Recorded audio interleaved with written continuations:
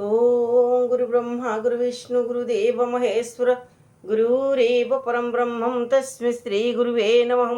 अखंडमंडलाकारं व्याप्तयेनं चराचरं तत्पदं दर्शितं येनं तस्मै श्री गुरुवे नमः। तस्मै श्री गुरुवे नमः। तस्मै श्री गुरुवे नमः। ओम नमः शिवाय ओम नमः शिवाय ओम नमः शिवाय ओम नमः शिवाय ओम नमः शिवाय। शिवपुराण व शैवपुराण द्वितीय खंड।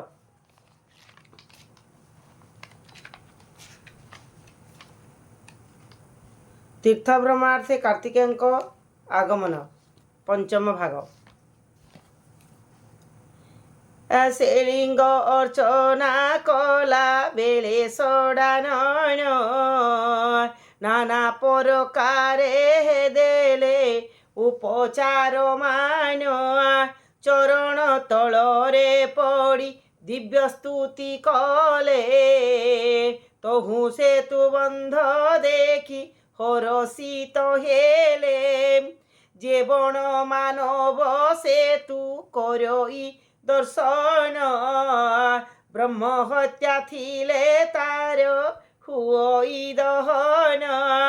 जे अबा देखई रामे स्वरंकु नेत्र रे ताकु दिव्य बास मिले वैकुंठपुरे। देवस्तुति पुराण रे व्यासंक सम्मते रामेश्वरंक महिमा लेखिछन्ति जेते ता कहिबा पाई कार अछि सामरथ ता कहिबा पाई अछि केहु सामरथ।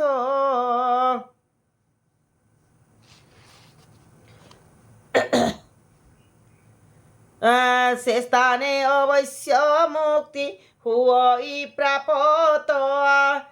ब्रह्म ऋषि गण जेते थिले से ही स्थाने तांकु तो सकले सड़ा नन सुवचने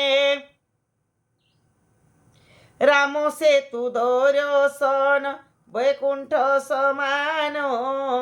राम सेतु दर्शने वैकुंठे गमन एकथा श्रवण करी हेले तो समन भक्ति भावे तो ही वास करी षड मास रामेश्वर लिंग पूजा कले होई तो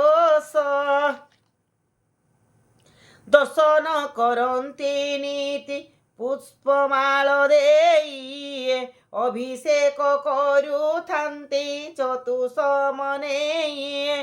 ए भावे हुअन्ते षड मास परिपूर्ण सेठारु पश्चिम मुखे करिले गमन ताम्रपन्न नामे तीर्थ बर थिला जही सेठारे प्रवेश हेले मयूर आरोहिए से जलरे स्नान करी देखी ब्रह्मरूप पितांकर महामंत्रे शस्त्रे कले जप ताम्रपन्न तीर्थ जले से करई स्नान अवश्य मिलई ताकु वैकुंठ भुवन से तीर्थ को छाड़ी तहु जाई शिवसुत मलय पर्वत पासे मिलिले तुरीत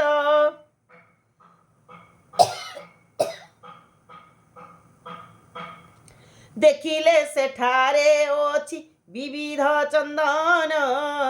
चंदनर वास घेनी बहुची पवन ताओटई सबु लोकंकर सुखप्रद तही थिबा जंतु माने सर्वदा आनंद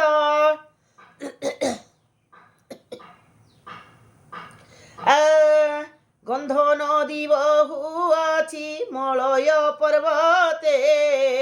से जलरे स्नान कले स्कंद तो सचिते अगस्ती ऋषिंकी तहि ଦର୍ଶନ କରି ଭକ୍ତିରେ ପୂଜିଲେ ତାଙ୍କୁ ତାରକା ବଇରେ ତାଙ୍କ ଭକତିରେ ମହା ତୋଷ ହୋଇ ମୁନି କହିଲେ ଦକ୍ଷିଣ ଦିଗ ମାର୍ଗର କାହାଣୀ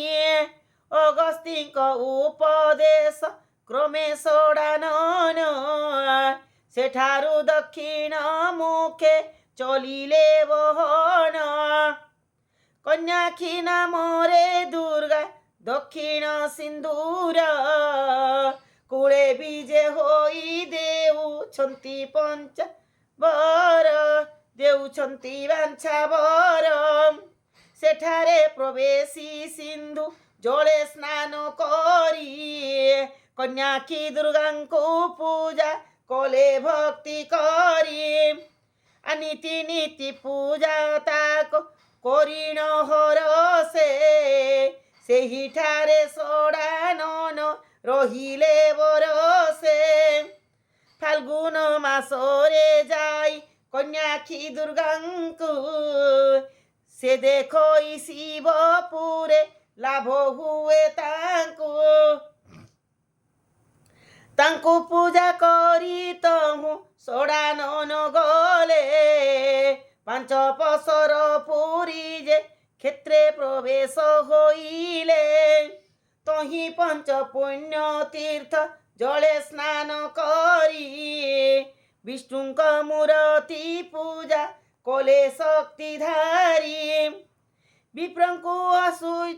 ବିପ୍ରଙ୍କୁ ଆୟୁତେ କୋଟି ସ୍ୱର୍ଣ୍ଣ ଦେଇ ଦାନ ସେଠାବରୁ ଚଲିଗଲେ ଜାଣତ ପଧନ ପଶ୍ଚିମାଭିମୁଖ ହୋଇ ଗମନ୍ତେ ସତ୍ପରେ